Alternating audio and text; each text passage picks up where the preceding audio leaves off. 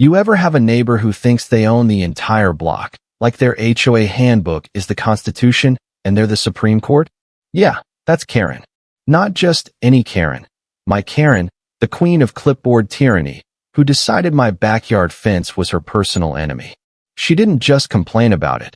She sought it down to improve access to her precious community garden. But she had no idea who she was messing with. I'm not just some pushover with a lawnmower and a dream. I'm a guy who knows how to play dirty and win. This is the story of how I turned her power trip into a masterclass in petty revenge. But let me set the scene.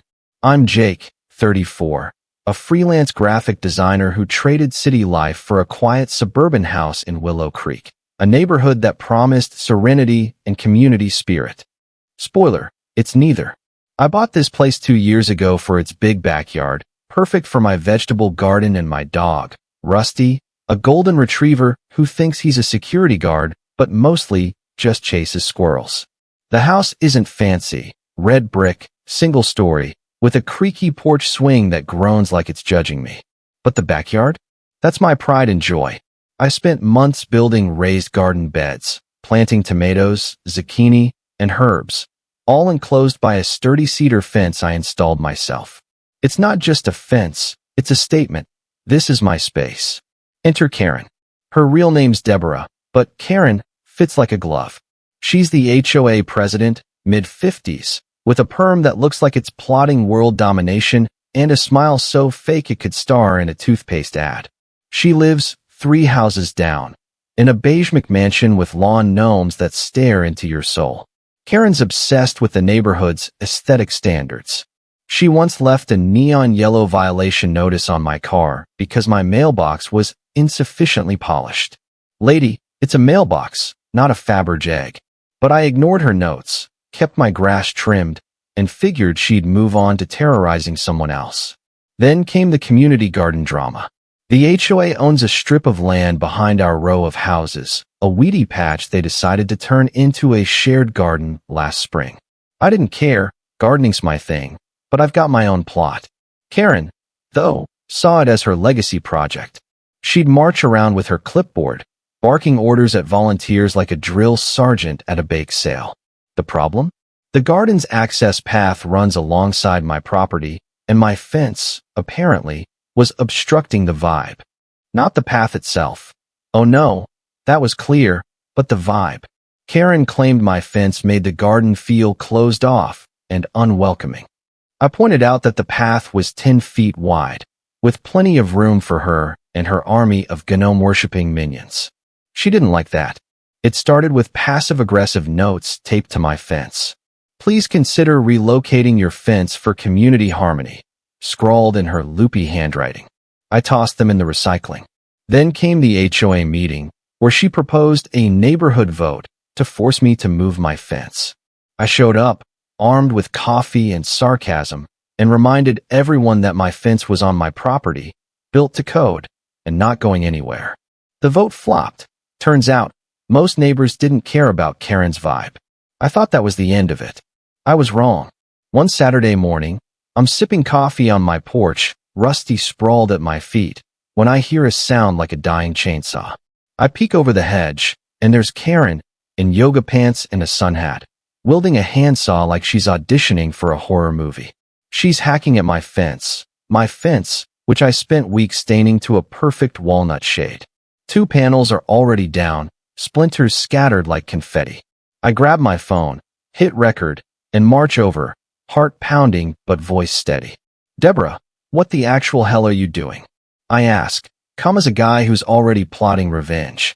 She freezes, saw in hand, and gives me that fake smile. Oh, Jake, I'm just improving access. The garden needs openness, and this fence is a visual barrier. A visual barrier? It's 6 feet of cedar, not a prison wall. I point out she's trespassing and destroying my property. She waves her clipboard like it's a magic wand and says, the HOA authorizes necessary improvements. I'm no lawyer, but I'm pretty sure necessary improvements don't include vandalism. I tell her to stop, or I'll call the cops. She laughs, actually laughs, and says, go ahead, Jake. I'm saving the neighborhood. I don't call the cops. Not yet. I'm not that guy. Instead, I watch her saunter off, leaving my fence in ruins. Rusty whines, sensing my rage. I'm not mad about the wood. That's fixable. I'm mad about the audacity. Karen didn't just cross a line. She tap-danced over it with jazz hands. As I survey the damage, 4 panels down, my tomato plants exposed to every passing dog, I make a promise to myself. Karen wants a war? She's getting one. And I'm not just going to win. I'm going to make her regret ever picking up that saw. That afternoon, I start planning. I'm not a hothead. I'm a graphic designer, which means I'm good at details and better at strategy. I pull out my laptop, open a spreadsheet, and title it Operation Karen Takedown. Step 1. Evidence. I've got the video of her sawing my fence, plus photos of the damage. Step 2. Research. I dig into the HOA bylaws, which I downloaded months ago after the mailbox fiasco. Turns out, Karen's authorization is nonsense. HOA rules can't override property law. Step 3. Allies. I text my neighbor, Mike, a retired contractor who hates Karen almost as much as I do. He's in, no questions asked. By nightfall, I'm not just angry, I'm motivated. Karen's about to learn that cutting down my fence was the worst mistake of her clipboard-carrying life. So there I am, standing in my backyard, staring at the jagged remains of my fence like it's a crime scene. The air smells of cedar dust and betrayal, and Rusty's pacing like he's ready to sniff out Karen's entire gnome collection and pee on it.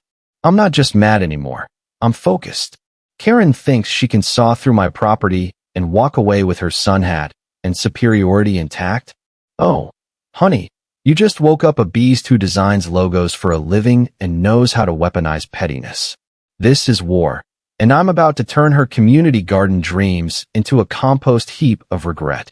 First things first, I need to secure the crime scene.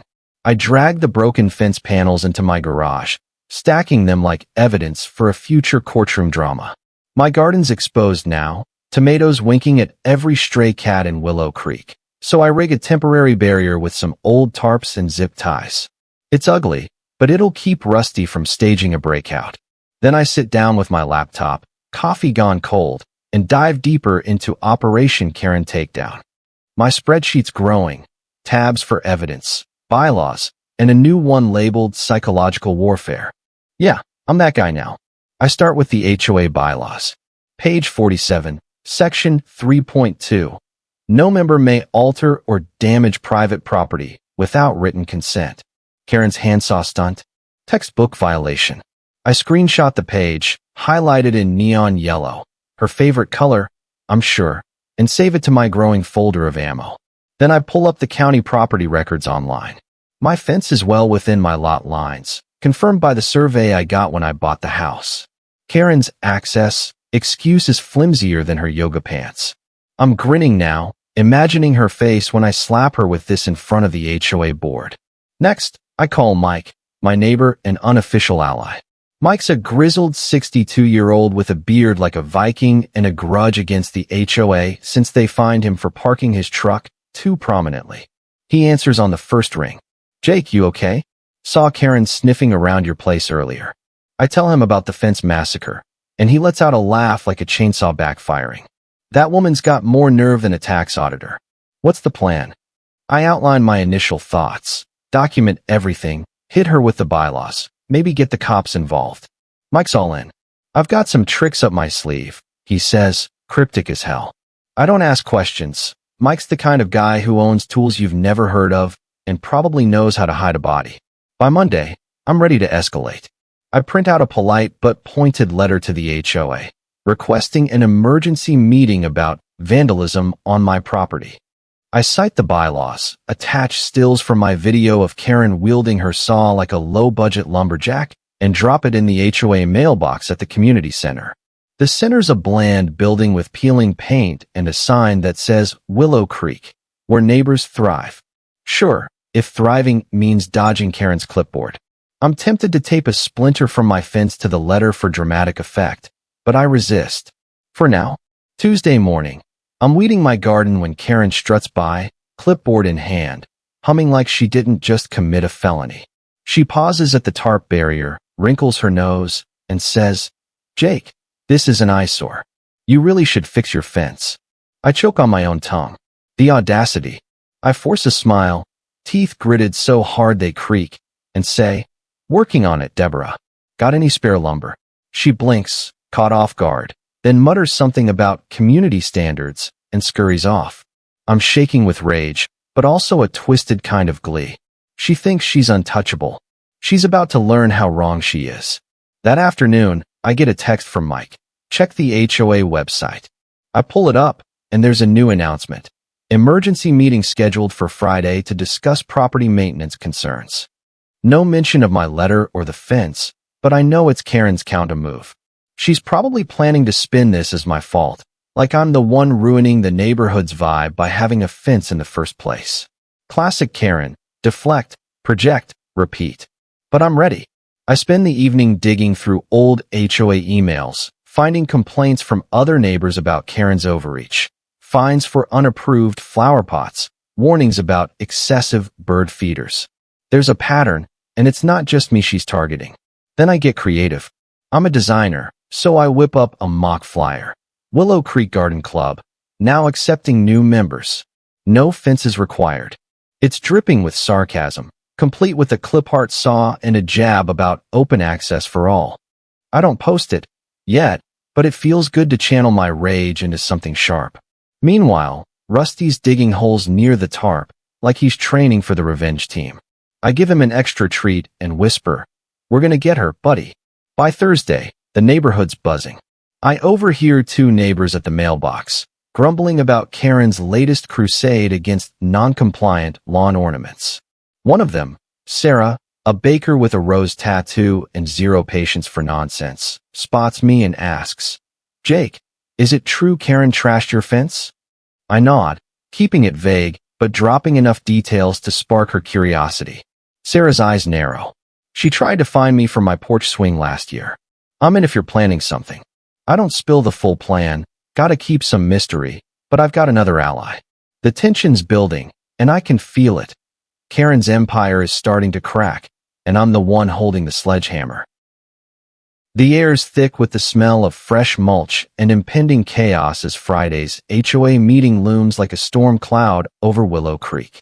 I'm knee-deep in Operation Karen Takedown, my spreadsheet now a labyrinth of tabs labeled evidence, allies, and petty ideas I probably shouldn't try.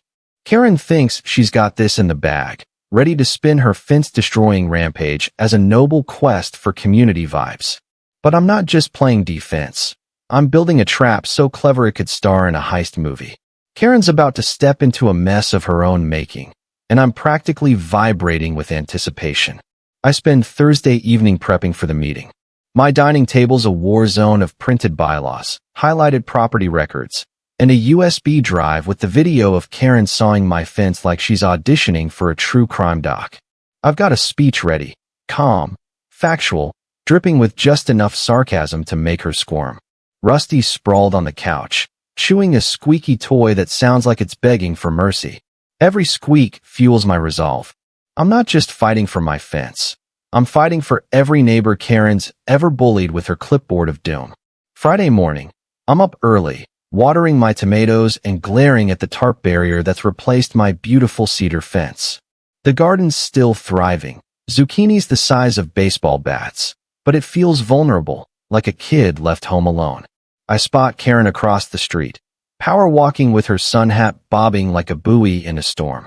She waves, all fake cheer, and calls out, "See you at the meeting, Jake. Let's keep it civil." Civil? Lady, you brought a handsaw to a fence fight. I nod, flashing a grin that's more teeth than friendliness, and head inside to double-check my ammo. The HOA meeting's at the community center, a stuffy room that smells like stale coffee and regret. The walls are plastered with posters about neighborhood unity, which is ironic given Karen's reign of terror. I arrive early, staking out a seat near the front.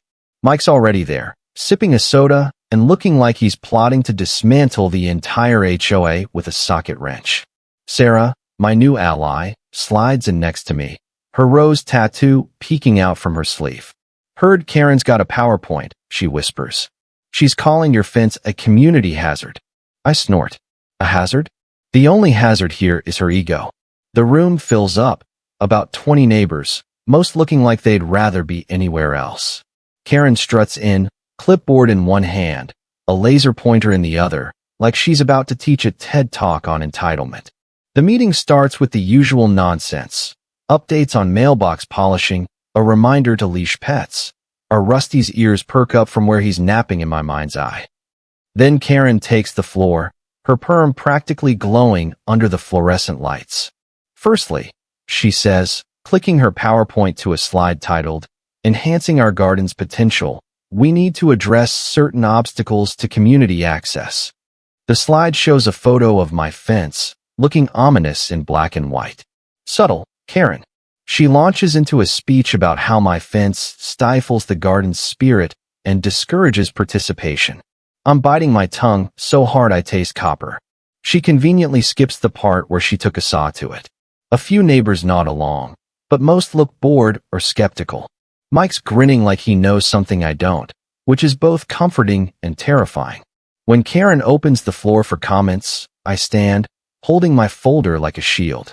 Deborah, I say, voice steady but sharp, your slide's missing a key detail. Like, say, the fact that you trespassed and destroyed my property. The room goes quiet. Karen's smile falters, but she recovers, waving her laser pointer like it's a lightsaber. Jake, let's not exaggerate. I was making a necessary adjustment for the community. I hold up my phone, showing a still of her mid-saw, and say, this look necessary to you? Gasps ripple through the crowd. Sarah mutters, get her, Jake. I pass out copies of the bylaws, pointing out the section on property damage, and play the video on a loop for the room. Karen's face turns the color of her gnome's hats. She tries to interrupt, but I keep going, laying out the property records and the fact that her adjustment was illegal. The meeting erupts. Neighbors start chiming in. Stories of Karen's fines, her threats, her obsession with standards. One guy, Tom, says she tried to ban his kid's lemonade stand for unpermitted commerce. Sarah mentions the porch swing fiasco. Karen's losing control, her clipboard trembling like it's about to combust. The HOA treasurer, a quiet woman named Linda, finally speaks up. Deborah, did you get board approval for this? Karen stammers. It was an emergency action. Linda's not buying it. Neither is anyone else. I sit down, heart pounding but satisfied. Mike leans over and whispers, nice opening shot. Ready for phase 2. I nod, though I'm not entirely sure what he's planning. As the meeting wraps up, Karen's forced to schedule a follow-up to review the issue. She shoots me a look that could curdle milk, but I just smile. Outside, Mike, Sarah, and I huddle by my car. Mike's got a gleam in his eye. Got a buddy at the county clerk's office, he says. Karen's been dodging some paperwork on that garden. Might be worth a look. Sarah grins. I know a guy who prints custom signs. Want to have some fun? Oh, this is getting good. Karen's not just fighting me now. She's up against a neighborhood ready to push back, and I'm holding the match. The weekend after the HOA meeting feels like the calm before a hurricane, the kind where the air's heavy with the promise of chaos.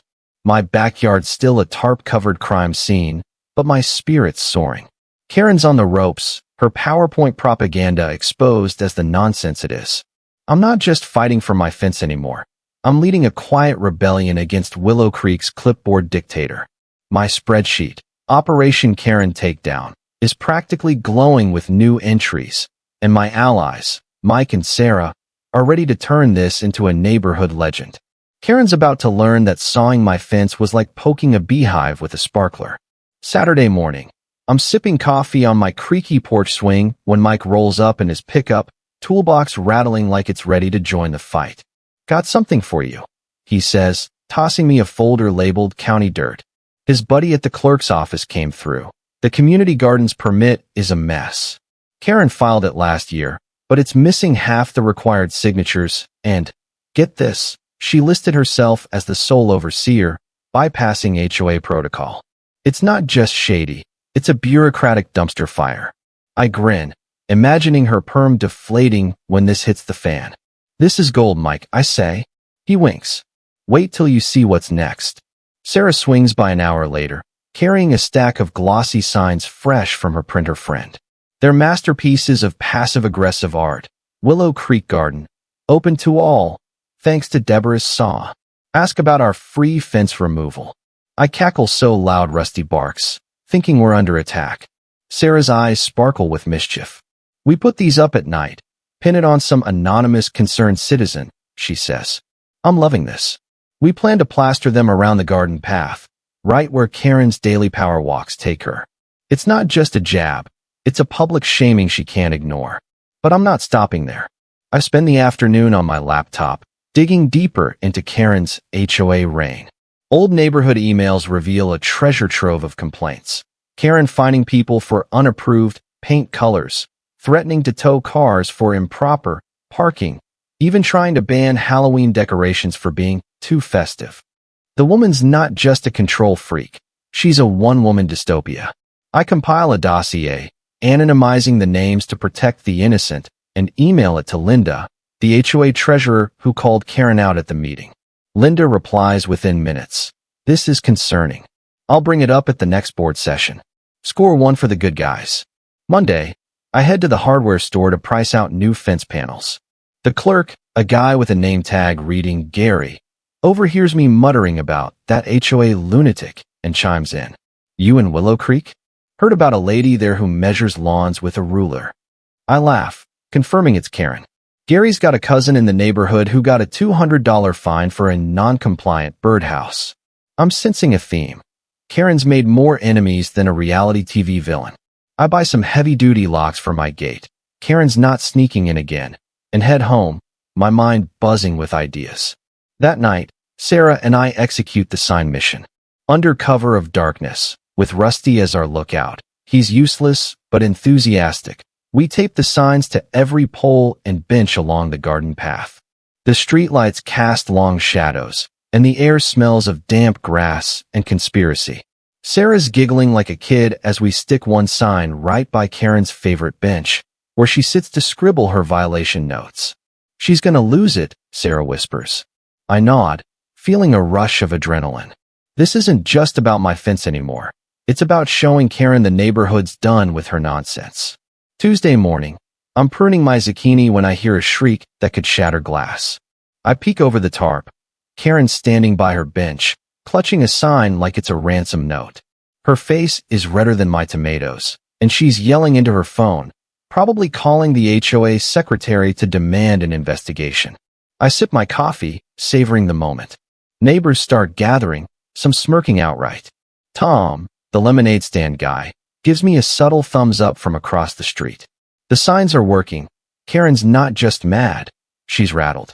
By afternoon, the HOA sends an email blast. Vandalism of community property will not be tolerated. Vandalism? Oh, the irony. I fire back a reply, CC&G the entire board. Agreed, vandalism's unacceptable.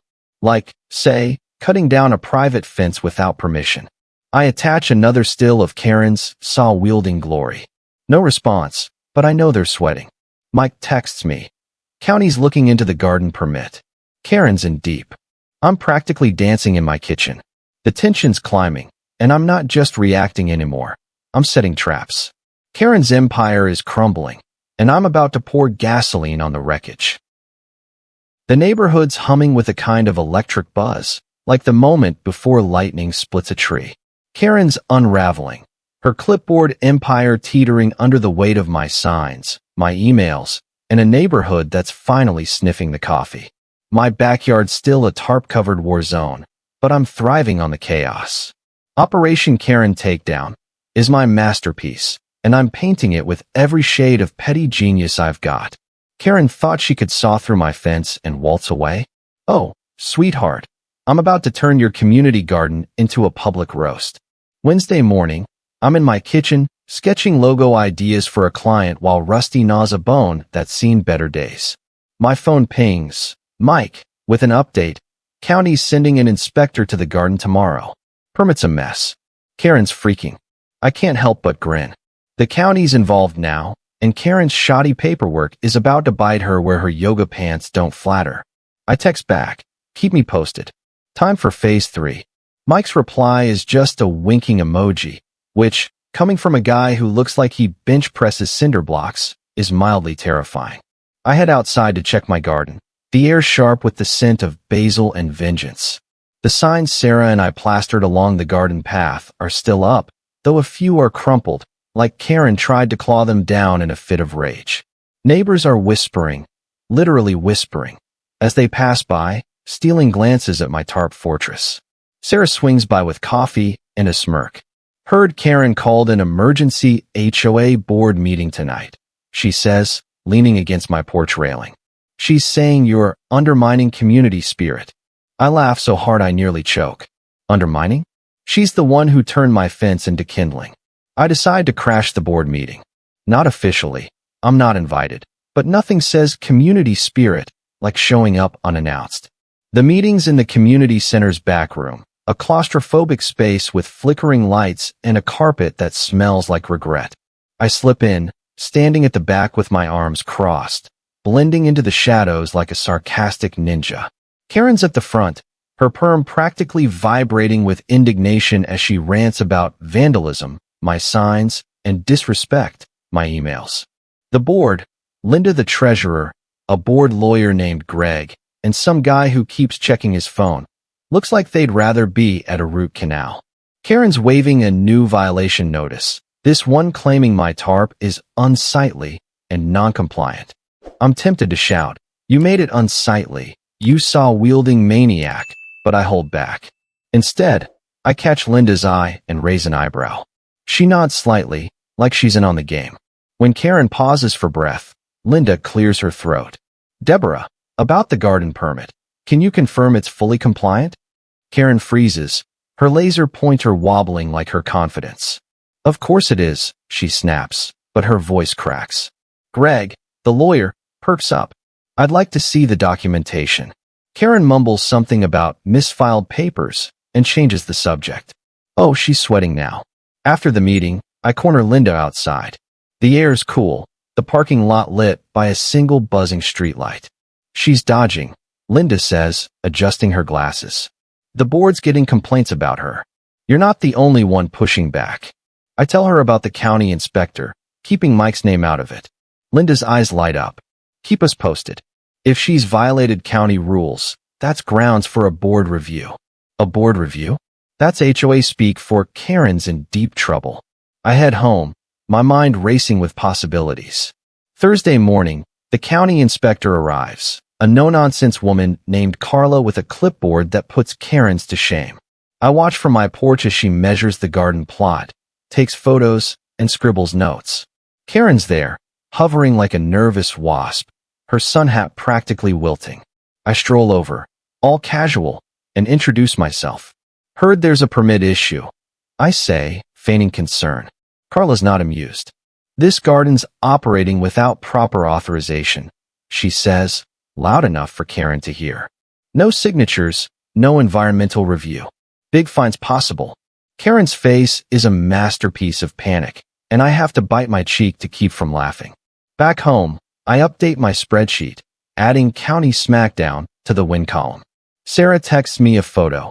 Someone's added graffiti to one of our signs, a cartoon of a saw with Karen's tool of justice scrawled beneath it. The neighborhood's turning on her, and it's glorious. But I'm not done. I spend the evening designing a new flyer, this one bolder. Willow Creek garden update. Permits pending, fences optional. I email it to Mike and Sarah for approval. Mike suggests adding a line about free saw rentals, and I nearly spit out my coffee. Sarah's already printing a batch. As I crawl into bed, Rusty snoring at my feet, I hear a faint rustling outside. I grab a flashlight and creep to the backyard. The tarp's intact, but there's a fresh scratch on my gate's lock, like someone tried to pry it open. Karen? Maybe. I install a cheap security camera from the hardware store, hidden in a birdhouse. If she's sneaking around, I'll catch her. The tension's thicker now, like the air before a summer storm. Karen's cornered, and cornered Karens are dangerous. But I'm ready. She's got her clipboard. I've got a plan, a camera, and a neighborhood that's starting to smell her nonsense from a mile away. The air in Willow Creek is practically crackling now, like static before a lightning strike. My backyard's still a tarp-draped disaster, But my war against Karen, the HOA's self-appointed perm dictator, is hitting its stride. Operation Karen Takedown is a symphony of petty brilliance, and I'm the conductor, waving my baton of sarcasm and strategy. Karen's scrambling. Her garden permit's a bust. Her neighbors are whispering rebellion, and those signs Sarah and I plastered are the talk of the block. But I know better than to underestimate a Karen in survival mode. She's down, but she's not out, and I'm about to tighten the screws. Friday morning, I check the security camera I hid in the birdhouse. The footage is grainy, but there she is, Karen, at 2 a.m., skulking near my gate with what looks like a crowbar. Her sun hat swapped for a dark hoodie, but that perm's unmistakable, bouncing like a villain's silhouette in a bad spy movie. She fumbles with the lock, then gives up and slinks away. I download the clip, label it Karen's Midnight Caper, and add it to my evidence folder. This isn't just vandalism anymore. It's a pattern, and I'm building a case that could bury her. Rusty, sensing my glee, wags his tail so hard he knocks over a potted basil plant. Good boy, I mutter, already plotting. I call Mike to share the footage. He's at his garage, tinkering with what sounds like a small engine. She's desperate, he says, chuckling. County's threatening to shut the garden down unless she fixes the permit by next week. Bet she's trying to pin something new on you. I grin, picturing Karen's clipboard trembling in her manicured claws. Mike's got more. His clerk buddy says the county's digging into Karen's other projects. Turns out, she's been funneling HOA funds into unapproved landscaping. Embezzlement's a strong word, Mike says, but it's floating around. Oh, this is better than I hoped. Sarah swings by at noon, dropping off the new flyers. They're glorious. Bold red text, a cartoon saw, and a line about Karen's open-door policy. Fence is optional, permits TBD. We decide to up the ante, posting them not just on the garden path, but on every mailbox in Willow Creek. It's a risk. Karen might try to slap us with a fine for littering, but the neighborhood's mood is shifting. People are done with her nonsense. As we tape a flyer to the community center's bulletin board, Tom, the lemonade stand dad, jogs over. Saw your signs, he says, grinning. My kids want to start a petition to boot Karen from the HOA. You in? I nod, keeping my cool, but internally fist-pumping. The rebellion's growing, and I'm its unofficial mascot. That evening, I get an email from Linda, the HOA treasurer. Board's holding a closed session tomorrow to discuss Deborah's conduct. Your evidence helped. Can you attend? I reply with a polite, absolutely, but I'm cackling like a supervillain. Karen's about to face a firing squad of her own bylaws. I spend the night prepping, printing more copies of the county records, my video stills, and now the crowbar footage. I also whip up a timeline of Karen's greatest hits. The fence incident, the garden permit, the shady funds. It's a PowerPoint of doom, and I'm tempted to add dramatic music, but settle for bullet points sharp enough to sting. Saturday morning, I'm watering my zucchini when I hear a familiar voice. Karen's on the garden path, yelling at a teenage kid who's taking photos of our flyers. This is defamation, she screeches, her voice carrying like a foghorn. The kid, unfazed, snaps another pic and walks off. I stroll over, coffee in hand, and say, "Morning, Deborah. Love the new hoodie look. Nighttime gardening." Her eyes narrow to slits, and for a second, I think she might chuck her clipboard at me. Instead, she hisses, "You're making a mistake, Jake. This won't end well for you." I flash a grin. Funny, I was about to say the same thing. The board meeting's at 3 p.m., and I show up early, dressed in a button-up to look respectable but not too try-hard. The room's tense, like a courtroom drama minus the gavel. Linda's there, along with Greg the lawyer and the phone-obsessed guy, who's actually named Phil and turns out to be a retired cop. Karen's at the head of the table, her smile so brittle it could crack glass. She tries to steer the meeting to general business, but Linda cuts in. "We're here to discuss your actions, Deborah, starting with Jake's fence." I slide my folder across the table, complete with photos, videos, and the county's permit report. Karen's face goes from red to ghost white as I walk them through her greatest hits, ending with the crowbar clip. Greg leans forward, squinting at the footage. This is trespassing, Deborah. And the permit issues, serious violations. Phil, finally off his phone, adds, looks like attempted breaking and entering. You got an explanation? Karen stammers, claiming she was checking for safety hazards. Safety hazards? At 2 a.m.? The board's not buying it. Linda proposes a vote to suspend Karen's HOA presidency pending a full investigation. It passes 3-0, Karen's vote not counting since she's the subject. She storms out, muttering about ungrateful neighbors. I catch Linda's eye and mouth. Thank you. She winks. Outside, the air smells of victory and freshly cut grass. Mike and Sarah are waiting by my car, grinning like kids who just pulled off a prank. Heard she's out, Sarah says. Not yet, I reply, but she's dangling by a thread. Mike claps my shoulder. Time for the big play, Jake. Got something in mind? Oh, I do. Karen's not just losing her title. She's about to lose her grip on Willow Creek entirely. My camera's rolling, my allies are ready, and the neighborhood's itching for justice. The storm's here, and I'm about to make it rain.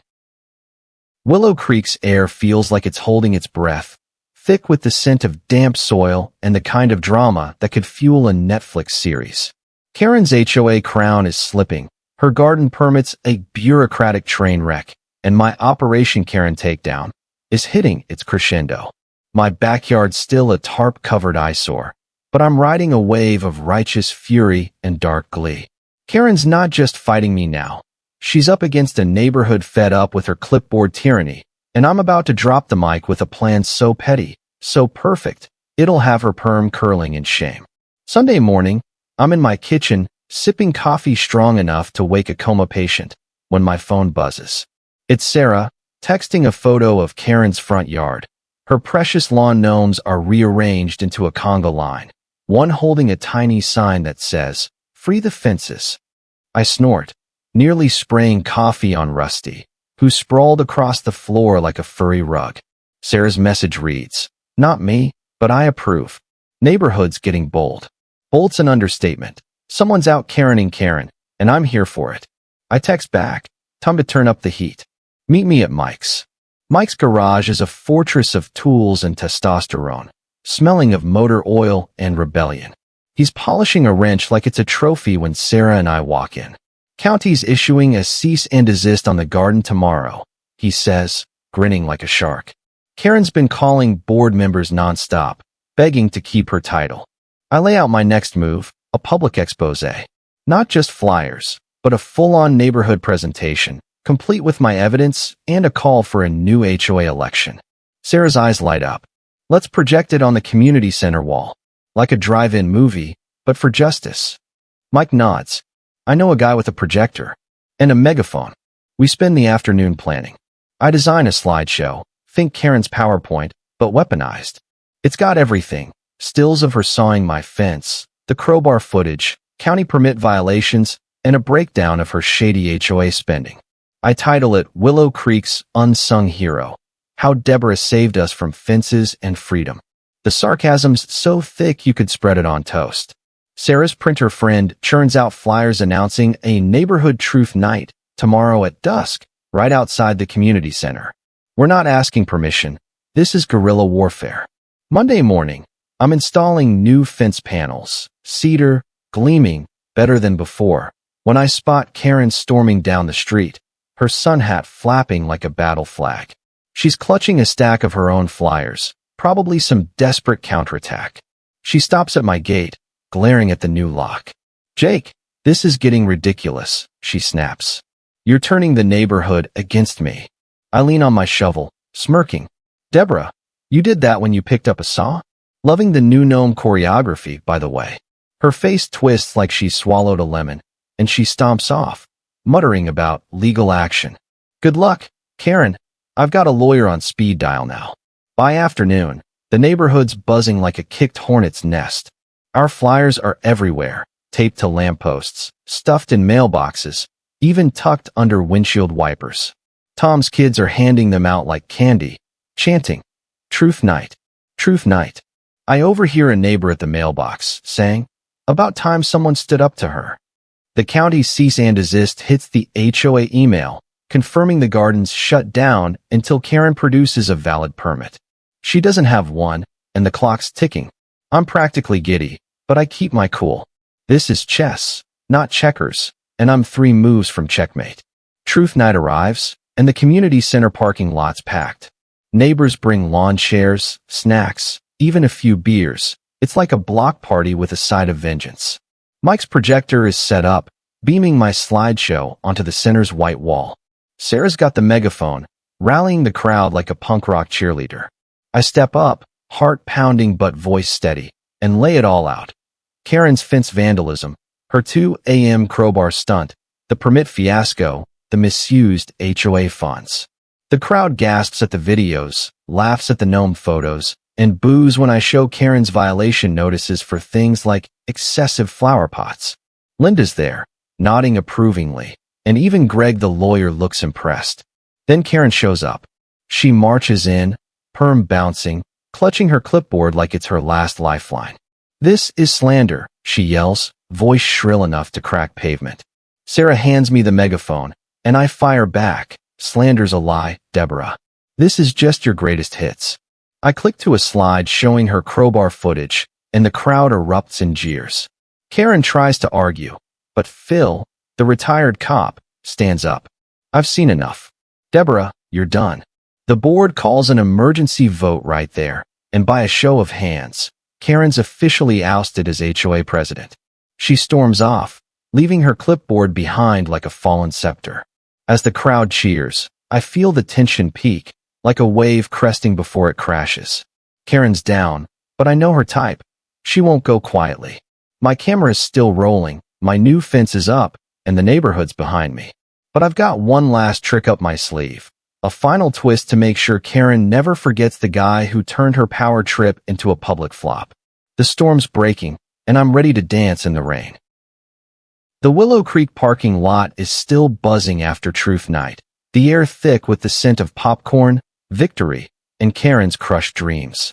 Her HOA presidency's gone, her clipboard abandoned like a relic of a failed regime. My new cedar fence gleams in the moonlight, a monument to my defiance, and Operation Karen Takedown is 1 move from checkmate. But I know Karen. She's not the type to slink away quietly. She's a cornered Karen, and that's when they're most dangerous. I've got one final play, a twist so sharp it'll carve my name into her nightmares. Buckle up, because this is where it gets insane. Tuesday morning, I'm pruning my tomatoes, Rusty sprawled in the grass like he's earned a medal, when I get a text from Linda. HOA's auditing Karen's spending. Found $5,000 in miscellaneous garden expenses. No receipts. I whistle low. Karen wasn't just overstepping, she was dipping into the HOA piggy bank for her gnome empire. I reply, "Keep me posted. Got something cooking." My final move's been brewing since Truth Night, a blend of petty genius and karmic justice. I'm not just ending this war. I'm framing it and hanging it on Karen's wall. I call Mike and Sarah for a war council at my place. The kitchen smells of coffee and conspiracy as we huddle over my laptop. My plan: a grand finale that's part public shaming, part legal knockout. First, I've been in touch with Gary's cousin, the birdhouse fine guy, who's a paralegal. He's drafted a small claims lawsuit for the cost of my fence, $2,000, plus labor and damages for trespassing. It's airtight, backed by my videos and the county's permit report. Second, I'm turning Karen's beloved garden into a community statement. Sarah's printer friend is on board, and Mike's got a surprise that makes his Viking beard twitch with glee. Wednesday, the county slaps the garden with a $10,000 fine for operating without a permit, payable by the HOA unless Karen fesses up. She doesn't. Instead, she sends a neighborhood email blast, claiming she's the victim of a smear campaign led by certain troublemakers. Subtle, Karen. I fire back, CTNG everyone. Sorry about your troubles, Deborah. Maybe lay off the saw next time. The lawsuit's filed that afternoon, and I hand-deliver a copy to her McMansion. She opens the door, perm drooping like a sad poodle, and snatches the papers. "You'll regret this, Jake," she hisses. I smile. Already regretting that crowbar stunt, huh? Thursday night, we execute the grand finale. Mike's surprise? A donated pile of lumber, scrap from his contractor days, enough to build a new fence around the community garden. Not a full enclosure, just a low, symbolic border, painted bright yellow with stenciled words. Willow Creek Unity Fence. No saws allowed. Sarah's printer friend churns out plaques crediting the neighborhood with a pointed note. In memory of Deborah's leadership. We install it under cover of darkness, the air cool and buzzing with crickets. Rusty's our lookout, though he's more interested in a moth than security. Neighbors sneak out to watch, some snapping photos, others stifling laughs. By dawn, the garden's transformed into a monument to Karen's downfall. Friday morning, Karen sees it. I'm on my porch, coffee in hand, when her shriek echoes like a banshee's wail. She storms the garden, yanking at the fence, but it's bolted down. Mike's work, sturdy as his grudges. Neighbors gather, phones out, recording her meltdown. Tom's kids chant, "Unity fence. Unity fence." Karen spins on me, eyes wild. "You did this," she yells. I shrug, sipping my coffee. "Community effort, Deborah. You inspired us." She tries to rip off a plaque, but Phil, the retired cop, steps in. "That's vandalism," he says, phone already dialing the sheriff. Karen freezes, then bolts, leaving her sun hat in the dirt. By noon, the sheriff's at her door, serving a citation for the garden fine and a warning about my lawsuit. The HOA audit hits, and Linda emails me. Karen's been ordered to repay the $5,000 or face charges. She's done, socially, financially, and maybe legally. That evening, I host a barbecue in my backyard, new fence gleaming, tomatoes thriving. Mike, Sarah, Tom, Linda, and half the neighborhood show up, beers clinking, laughter loud. Someone brings a gnome from Karen's yard, now sporting a tiny retired sash. We toast to freedom, Rusty stealing a hot dog. The twist?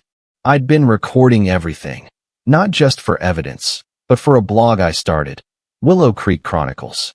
It's live by Saturday, complete with videos, flyers, and a sarcastic recap of Karen's reign. It goes viral in the neighborhood, then beyond, racking up views on social media. Karen moves out a month later, her McMansion listed for sale, gnome's gone. I hear she's in a condo now, no HOA to terrorize. My fence stands tall, my garden's a jungle, and every time I see that yellow Unity fence, I smile. Karen wanted access, she got it, along with a lesson. Never mess with a guy who knows how to play dirty and plant tomatoes. Thank you for being with us. Please share in the comments where you are watching from and whether you liked everything, and see you next time.